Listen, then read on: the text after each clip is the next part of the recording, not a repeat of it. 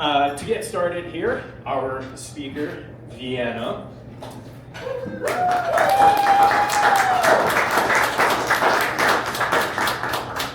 So I met Vienna through one of Tristan's events. It was at Messed Up Mondays. And I have to say that was one of the best connections I have made so far in Edmonton, and I've only been here for 2.5 years. So it's been an honor getting to know her and actually having her come down to chat about her starting point and where she is today. So let's give another round of applause for Vienna, and let's take it off.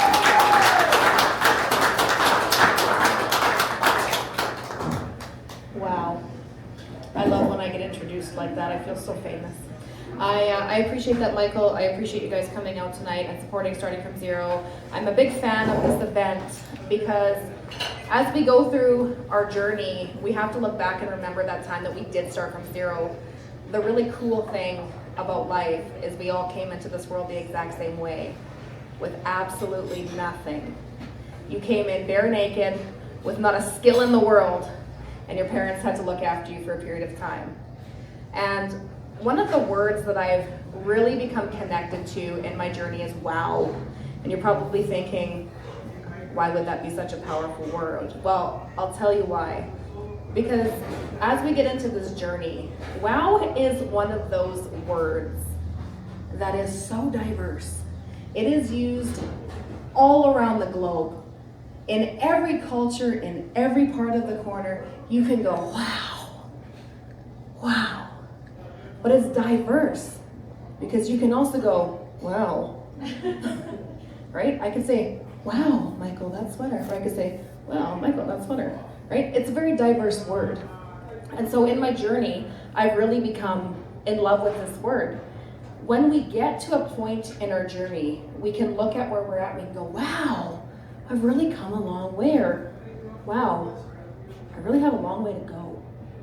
So depending where you're at in your journey is kind of how you'll use that word. So the expression has been used in so many different ways, and I have kind of thought about it.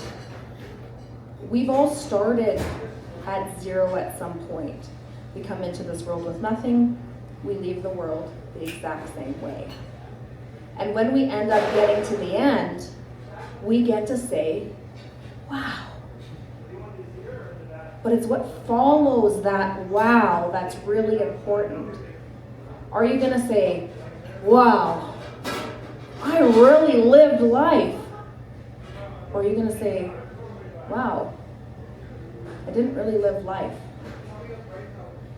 When you get to that end point is where everyone's rushing to get to, right? Whether you're in business, you're in a relationship, you want to skip that middle part, right? You get into a business and you're like, I would really love to get into this journey, and I would love to have a foundation to start from, so I don't have to just start from scratch, right? How many of you have started a project and you just kind of want one that's already started? You want a blueprint, you want a plan, you want a get rich quick scheme, you want something to just start from. You don't want to start from nothing. I love starting from zero because I get to do it my way. I get to decide what the foundation looks like. If you've already built a house on a foundation that's already been started, you don't know the integrity of that foundation that's already been started. There could be cracks. If you do it yourself, you know every brick that's gone into it.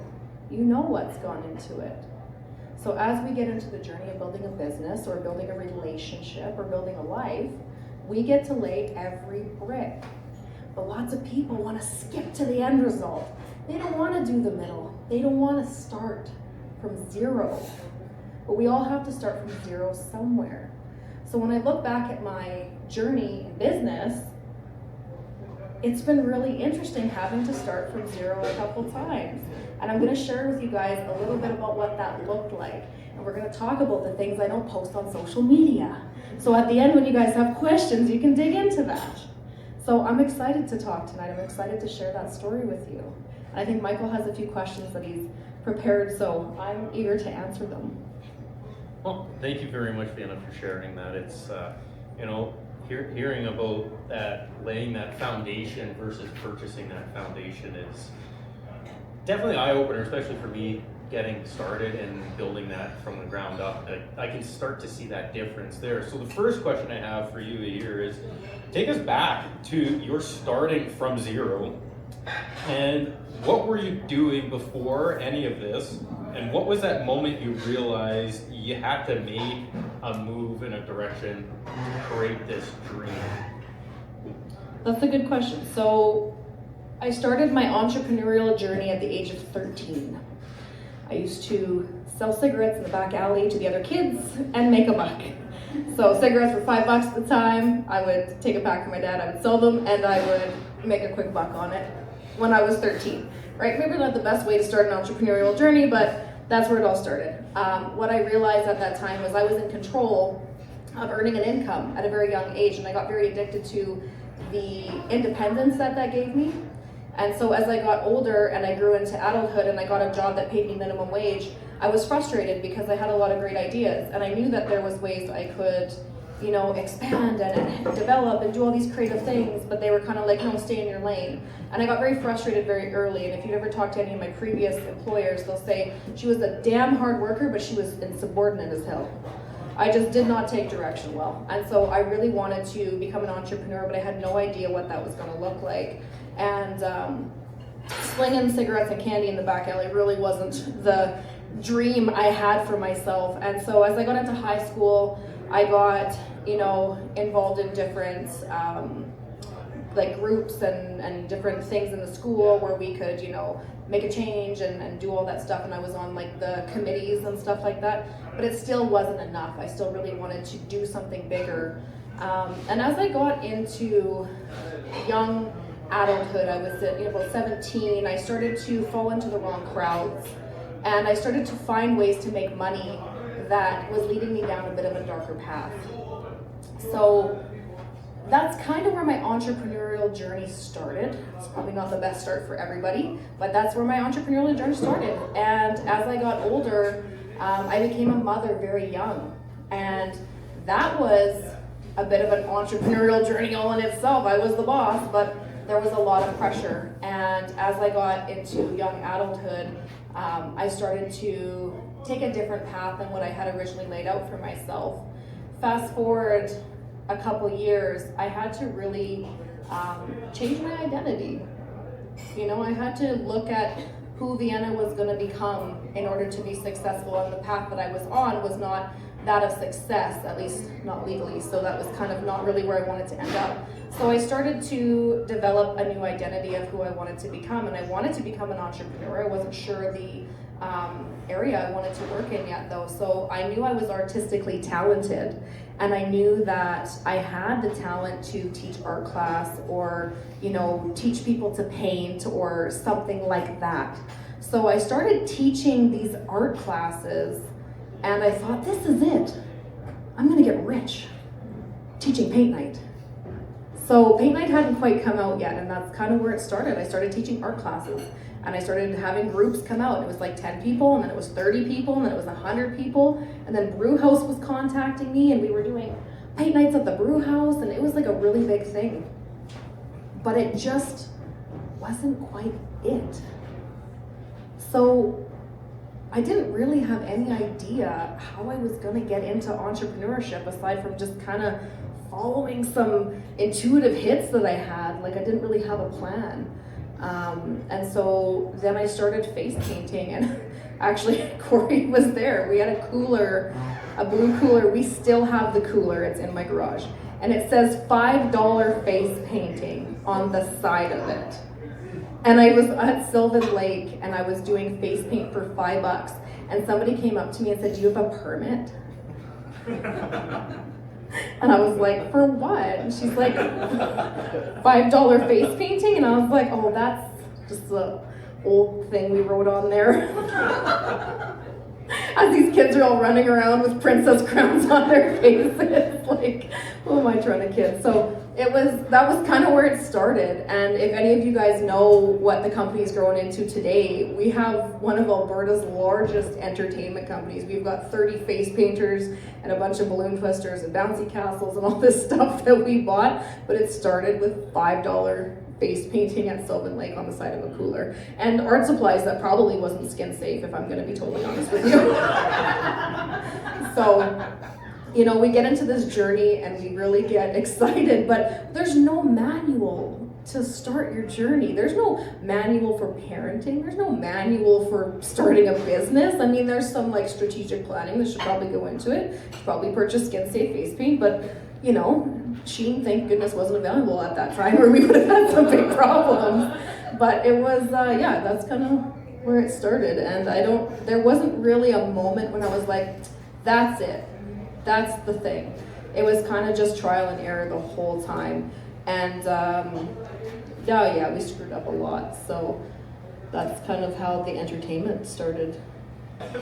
What did your life look like when you were starting out? Income, environment, confidence levels? I know you touched on about some of that, but can you go a little deeper for us so we can further understand what that was like and how that powered you to grow to the individual you are today?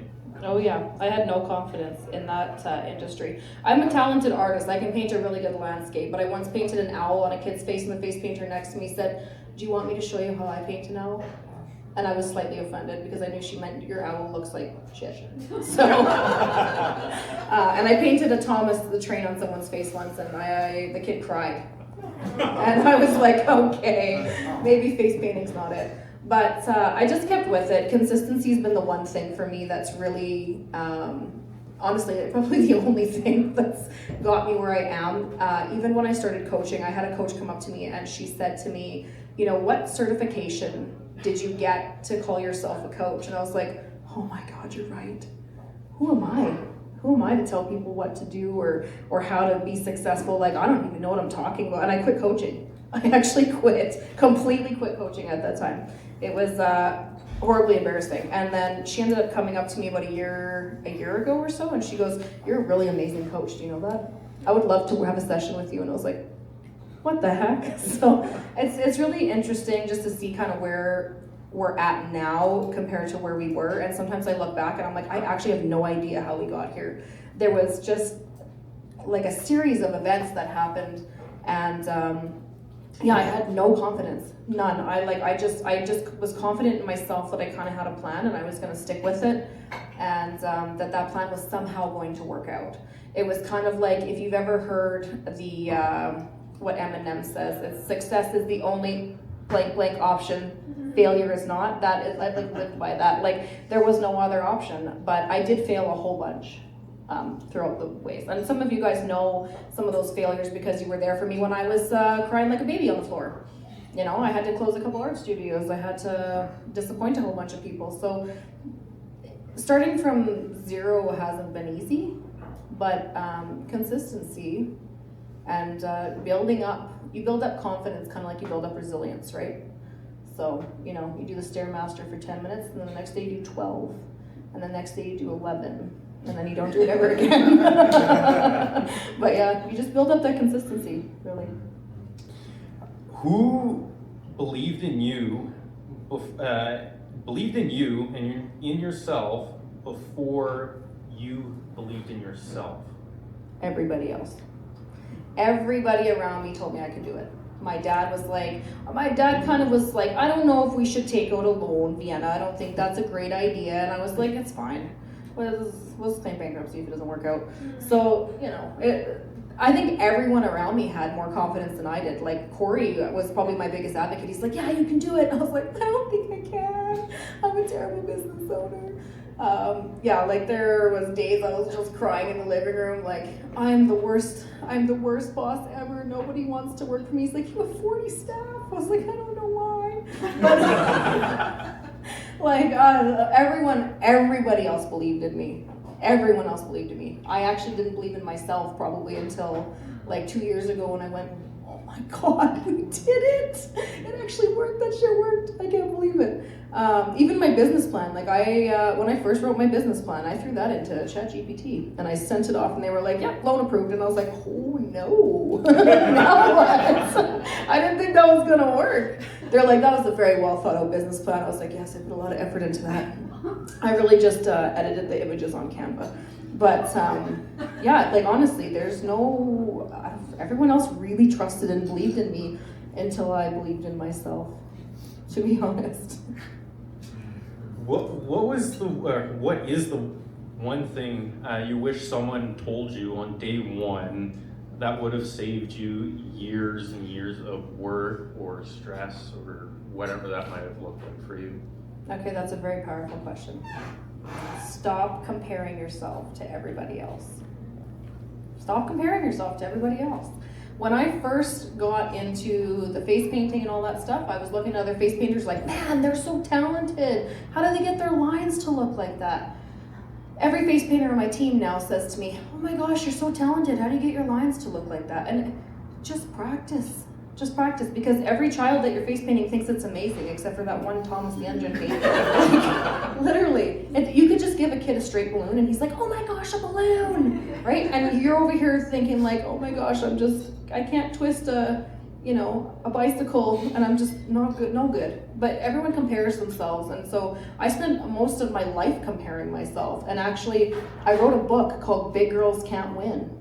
I didn't believe in myself enough to publish it yet, but I just, I had a belief that big girls can't win. I was like, big girls can't be millionaires. And I'm watching all these beautiful supermodel women, coaches making millions of dollars. And I was like, yeah, it's gonna happen for them, but not for me. And it's just comparison. You compare yourself and you compare yourself, you look at other events and you're like, oh, I'm never gonna get to that point. And that was like, if I had have known that then, I probably would have done things a little different, but I wouldn't change it. Like, I'm glad that I went through that, because now I can share that experience. But yeah, comparison is like the killer of dreams, for real.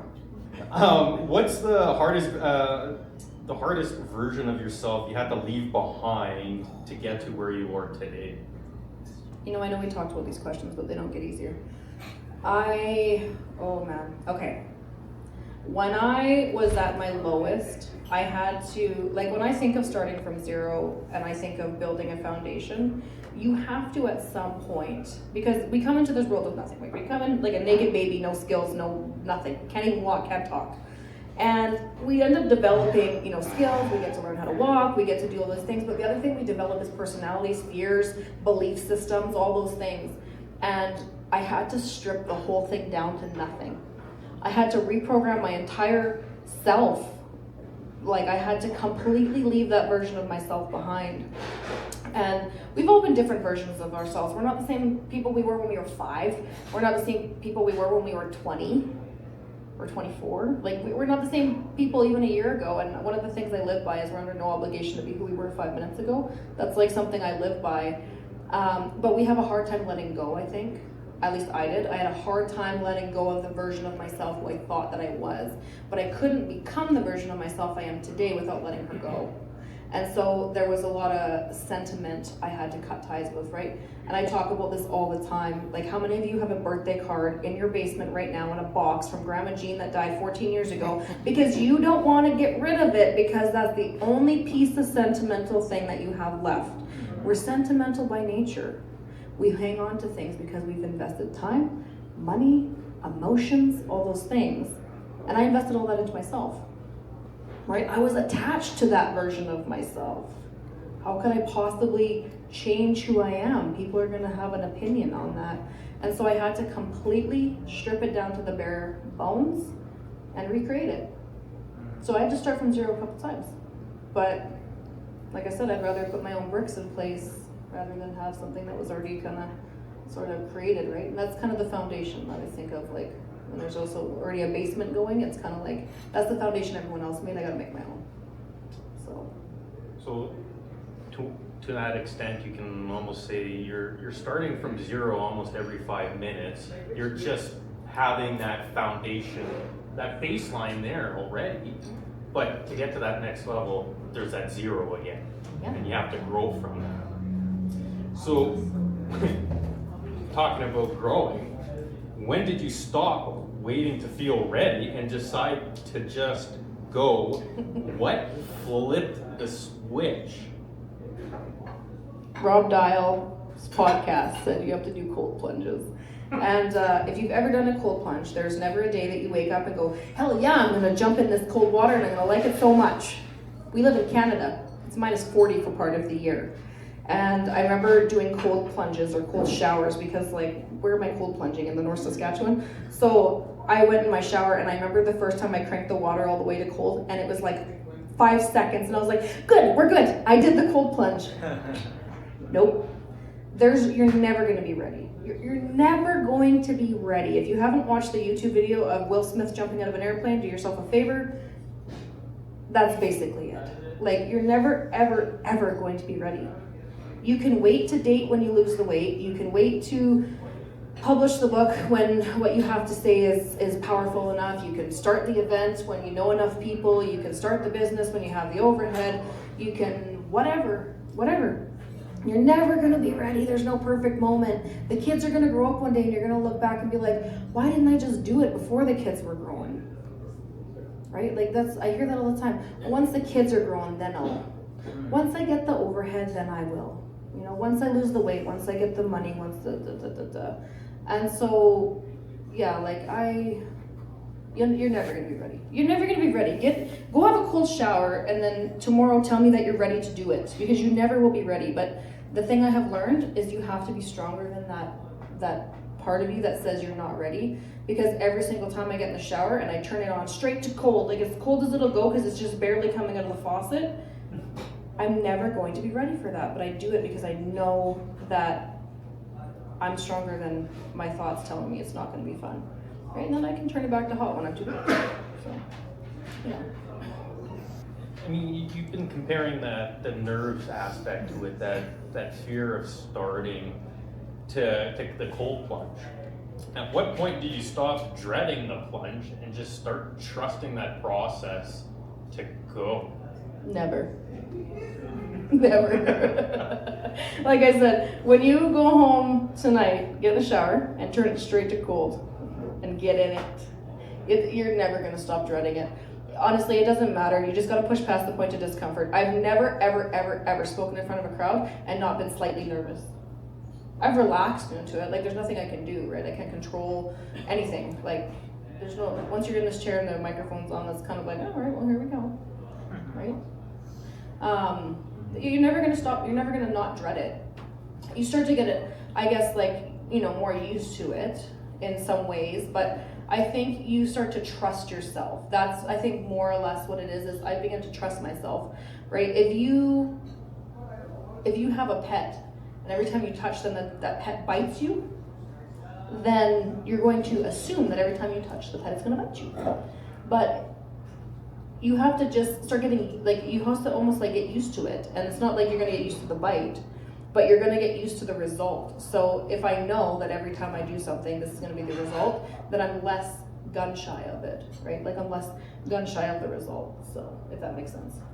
Was there a specific person, book, event, conversation that fundamentally changed how you operate day to day, or as you say, every 5 minutes? Mm-hmm. Yep, there was. So Rob Dial, and I don't know, I think Alan Watts is the original quoter, but you're under no obligation who you were 5 minutes ago has changed everything for me, because if I decide to change careers tomorrow, well, I'm under no obligation, so I can change careers tomorrow, right? It's only like other people's opinions that really are going to be the things that try to hold me back. I actually went for lunch recently though, and somebody said something to me that absolutely changed the way that I think about other people and my relationships and business, and it has actually changed my business altogether in like the course of 2 weeks, which is pretty incredible. He said to me, I read a book once, and I like, don't ask me the name of it, I'll have to Google it, but you will have a smartphone and you can probably Google it. So he said it was like the 5 people you meet when you get to heaven or something like that. And the story is about a crotchety old guy that worked at the carnival, and when he got to heaven, he ended up meeting the 5 people that he deeply impacted. And so that's like a very terrible, how it goes. I don't know how the story goes, I haven't read it, but he told me the story, and it really made me think about the 5 people, right? I have no idea who my 5 people are. So now every single person that I meet, every person that I talk to, I just think, I wonder if they're one of my 5. And so I approach them that way, right? It doesn't matter who they are, it doesn't matter where they are in their journey. I have no idea if they're one of my 5. And so that has actually changed the way that I show up for myself and for people.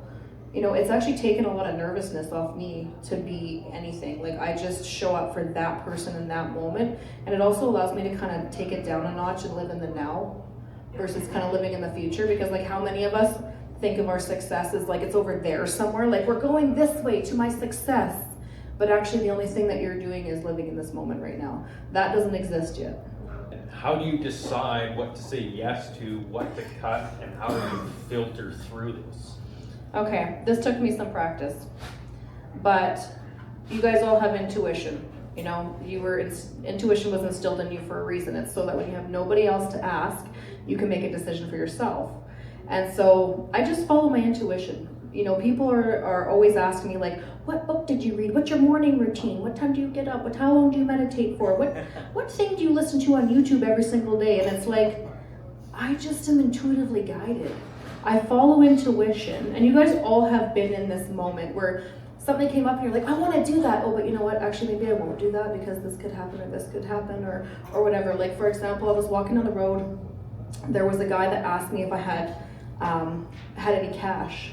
My first instinct was to give him $10, but within like a couple seconds, I was like, "Do you really have $10 to spend? Like, what's he gonna? What if he spends it on alcohol? Like, what if he spends it on drugs? Now you're enabling this guy." And I turned around and I gave him the $10 because my first intuition was to give him the $10. But your mind will always come in and try to redirect you. So I follow my intuition 110% of the time. If I don't,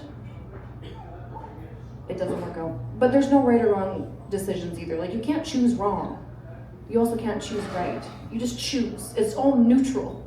It's just neutral. I don't know. It sounds really hard to kind of say yes that that's true, but it is neutral. So you choose. I don't know. I mean, I might totally screw this up. What's that one framework or model you've applied to your business that had a disproportionate return? Like it didn't give me an ROI. Lots of things. I've tried a lot of things. Like, I opened an art studio and I opened a second art studio and I had staff and money invested and loans taken out and people signed up on 2-year contracts and all this stuff, and then closed it and then had to refund them all.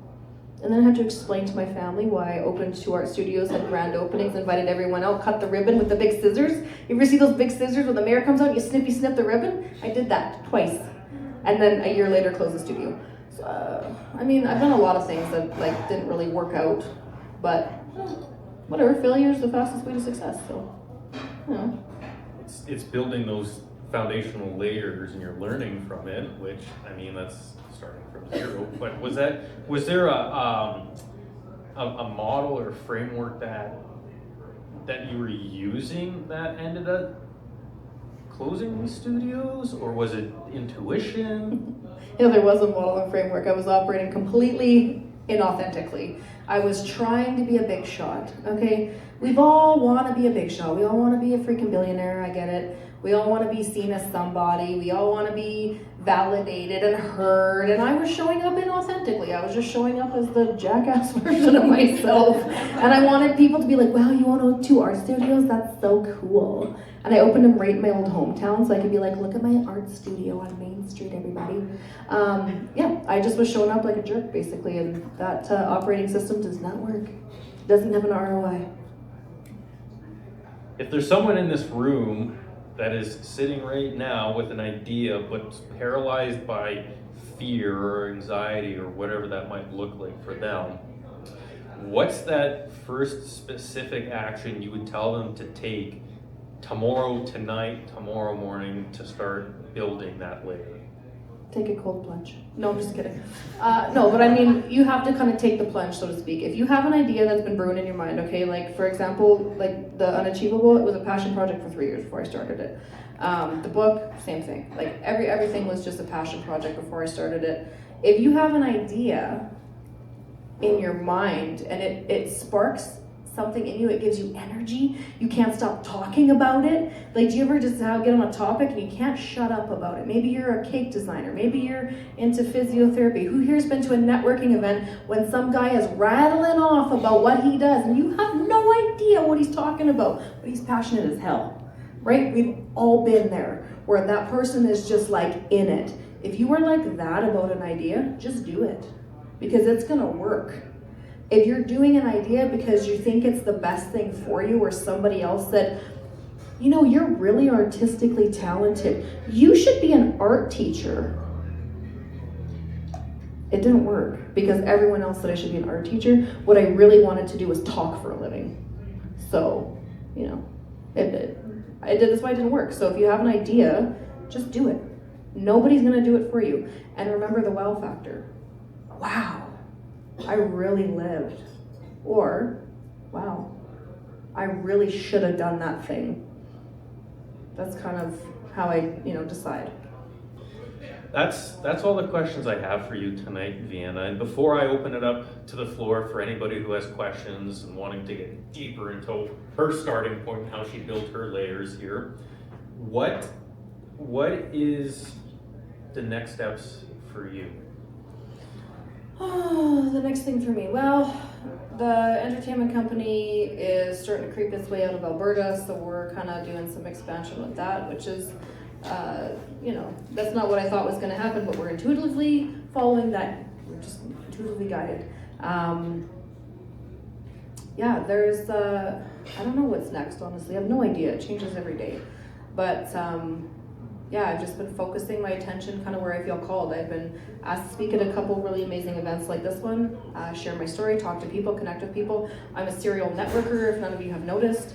So I love going to networking events and connecting with people. I really love hearing about people's stories and their businesses and what drives them. I don't know. I've just been, my QR code, if you want to connect with me, is on the table next to the videographer. So feel free to take a business card or connect with me or, message me on LinkedIn, or if you want to go to networking events and you're too scared to go by yourself, I'll probably go with you. Perfect. I cannot wait to see where that takes you, Vienna. So we have time for 5 questions here. Now, we had one, Vienna, who has provided us a gift for one of the best questions. It's a... Do you want me to tell you what it is? Yes. So it's a $250 gift certificate for a business clarity audit. So basically, if you've got a business, you're in a business, you want to start a business, and you want to sit down and have a conversation about it, I'll go through an audit with you essentially and see if you're kind of in alignment for where you want to be, where you want to go, what that kind of looks like. So we go really deep and do a bit of a deep dig and big deep dive on that. So we've got a $250 gift certificate for that. And I think Michael's got another prize buried amongst the cords over here. Yes, as I get tangled. The other prize is, one second. Ooh. This wonderful gift basket that Amanda has provided us tonight from Norwood Dentistry. So she will also be picking a prize winner for whoever she thinks that answered the best. Ask the best question. Jesus, mackerel. Anyways, we have time for 5 questions. If you raise your hand, I will attempt to come there with the mic. The back couple people, probably not. So we have the 5 people. I'm just gonna try to make my way over there first. So if you can leave your hands up, please. Yes, I guess the microphones are attached to the wall. So Yes. I don't know how far they can go. I don't know how far this is gonna go. Look at that, Michael. They'll come up to you. Oh, that totally works too. Okay, yeah, let's do that. So we'll start with the back 2 gentlemen and then kind of just work our way forward here. So if you guys want to come up and then to answer your own question. No, ask your question. Jesus. My question is, if there is cereal milk flavored toothpaste in this gift basket. All right. Hello, my name is Kevin. Nice to meet you all. Thank you for that amazing question and answer period. It's really great, just feeling inspired in the back there. My question is, I, by heart, am a people pleaser. I tend to listen to others a lot. And my question is around intuition versus listening to advice from other people. And who do you lean on in those moments to decide for yourself, this is someone I should lean on for this specific scenario? Oh, we're gonna get into real-time coaching. That's a great question, Kevin. Okay, my question for you, and you can ask yourself this question, is, and I run by this rule, human beings have two emotions. You guys can argue with this later. We have two emotions. We have love and we have fear. Everything else is just an extension of those two things. So when you're making a decision, are you deciding from love or are you deciding from fear? And I can give you a couple examples. Fear would look like, what are people gonna say? What if I can't afford it? What if I don't make it? What if my family's disappointed? What if my spouse is disappointed? What if my kids are disappointed? What if I screw it up and I have to start all over again from zero? Those are all fear-based. Love-based is things that bring you joy. So this sounds like such a good idea. Oh my gosh, I'm so excited about it. It's 3 o'clock in the morning and I'm still thinking about it. Those are things that are driven by love. And if you can just break down your emotions to what are you choosing, love or fear, because people have opinions. Opinions are like, you know, everyone's got one. So I always, when I'm about to make a big business decision, I have a couple people I will ask. My spouse is one of them. But Corey knows, as much as I love and value his opinion, at the end of the day, and he will tell me this, Vienna, this is your journey, you pick. Right? I took a solo road trip to Texas by myself for 17 days and said, I'm gonna go to Texas for 17 days. Can you just, you know, hold down the fort? There was a lot of things that came up for me emotionally where it's like, I don't know if I can do this. What if my husband gets upset that I'm gone? What if I'm gone for 20 days? What are people gonna think if I'm just leaving and going to Texas? But I had to do it. So you have to ask yourself, Kevin, am I choosing out of fear or am I choosing out of love? I hope that answers your question. If it doesn't, shoot me a LinkedIn message. That was really, really helpful. I think just thinking inwards and trusting those two sort of sides for yourself. Well, that was really helpful. Thank you. Thank you for your question. Yep.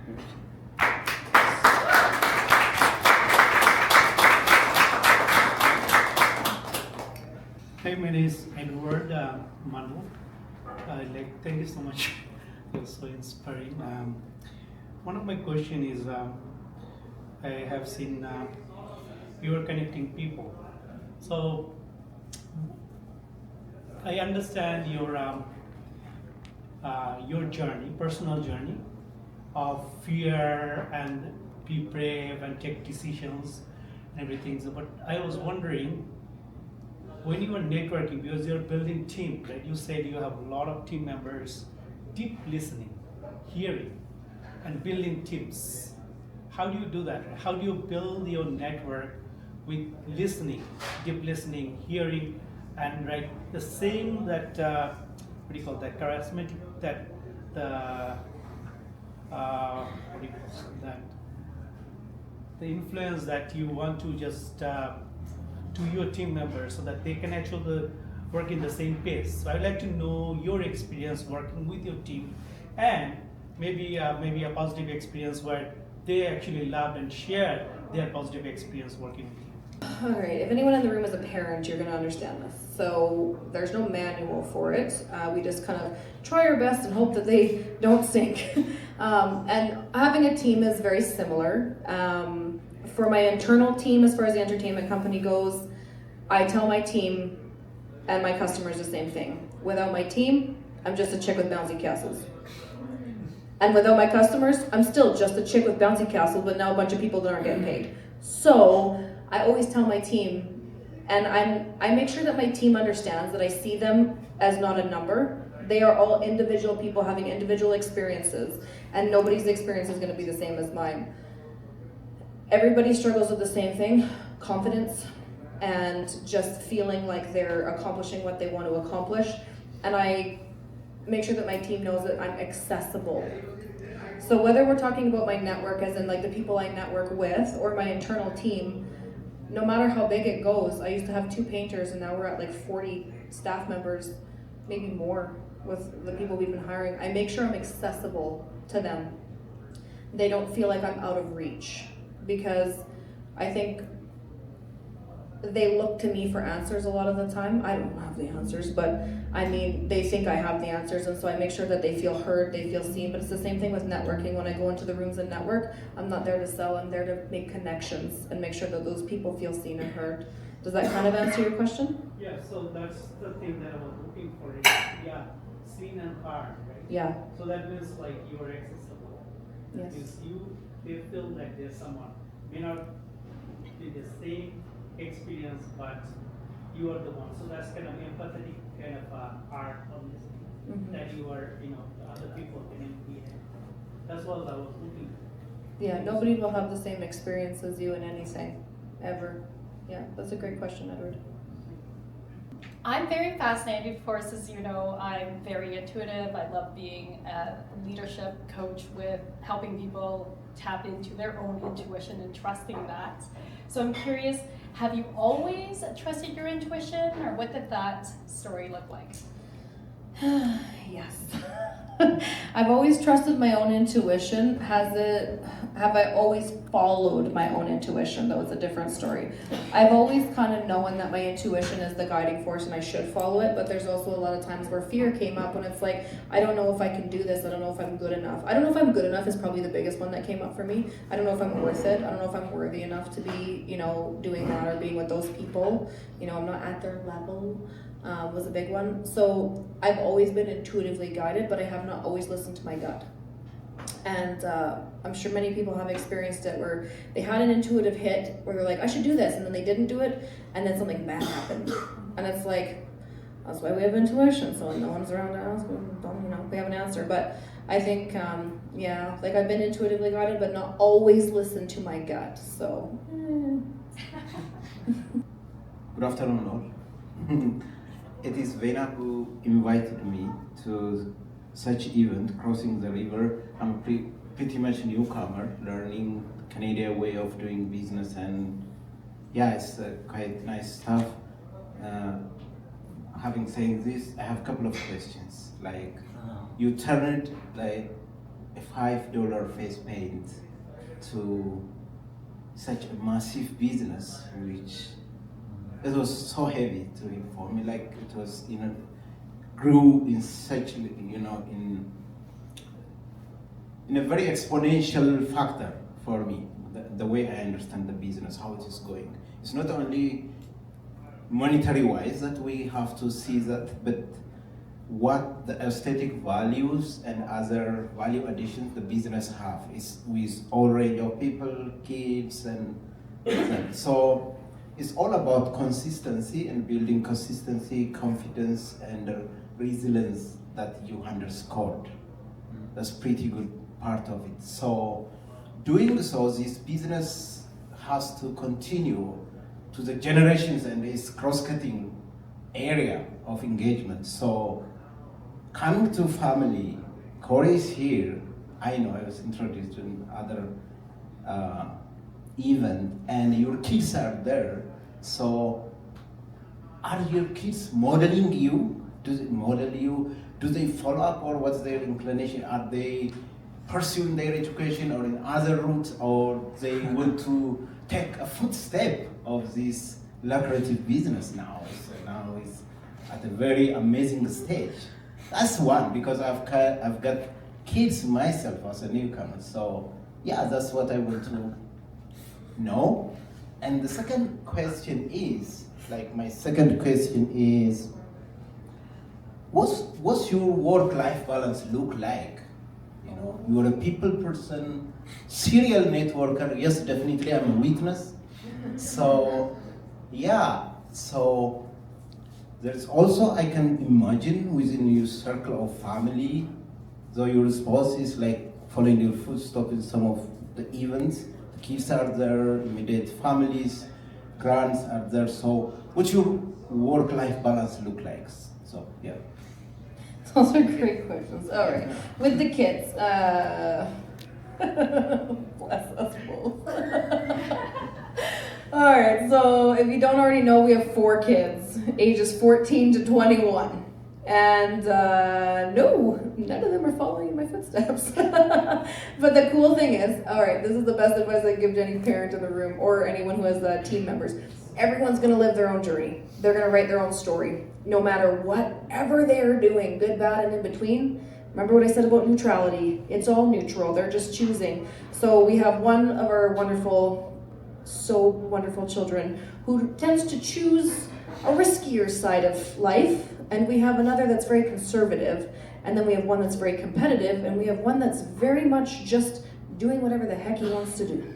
And so we lay the foundation, we put the example out there, but at the end of the day, they're gonna write their own story. Right? That's the best thing I can say about that. I love my kids, but they are definitely just doing their own thing. Work-life balance.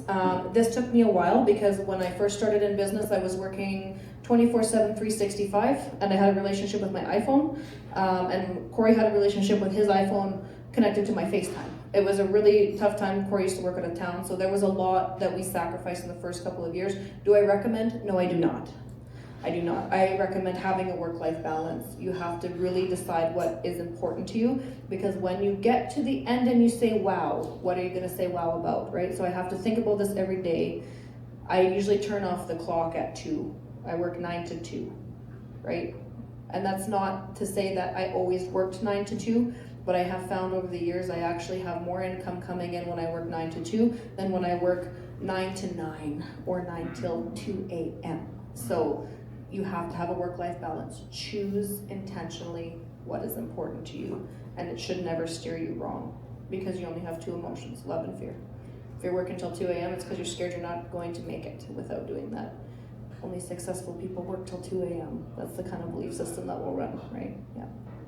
So Vienna, it was really nice watching you speaking for the first time. I mean, I'm seeing her speaking for the first time, right? It was really insightful, and you were just talking about opinions to Kevin, right?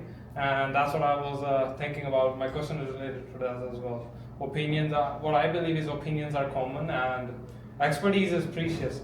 And what you have is expertise, right? So my question is, how do you start from zero when the internal culture of an industry is thriving, it's motivational, but the outer environment or the exterior, you can say, of the industry, the environment or the society, it's clouded with the past experiences of the industry. Yes. When people give you their opinions, they're doing it because they love you, essentially. No one's ever giving you their opinion unless they're, it could be from other motives like jealousy, but usually people give you their opinions because they genuinely want you to succeed, but only you can choose. And your belief system about the external world is what's going to decide, what's going to create your decision inside. So, for example, if you believe, let's say I'm going to use just personal training for an example. Let's say you believe that the personal training industry is saturated. You're going to believe that the personal training environment is saturated, and you're going to operate from that, right? You're going to operate based on that belief. But if you believe that the personal training industry has untapped market everywhere, right? Like, I work in a very cutthroat industry, not the coaching side, but the entertainment side. It's a very cutthroat industry, but I don't believe that. I believe, no, there's so many events that people are so creative, they're creating new events every single day, and I'm never gonna run out of business. I don't even have slow season anymore.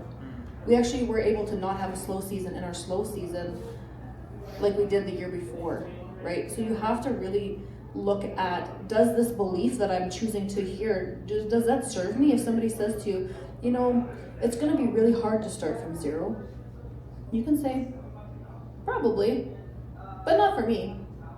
You can choose. You get to choose what you think, right? I can say, think of a red apple. What do you think of? If I think of a banana, you can think of that too. But you can also choose to think of something else, right? There's a part of you that's aware of your thoughts. You can change what you're thinking. So as long as your thoughts are always serving you, then your actions are going to follow. Does that kind of answer it? Yes. Okay. Thank you. Thank you, everybody, for the wonderful questions. Now, let's give a round of applause for, once again, Vienna, your host.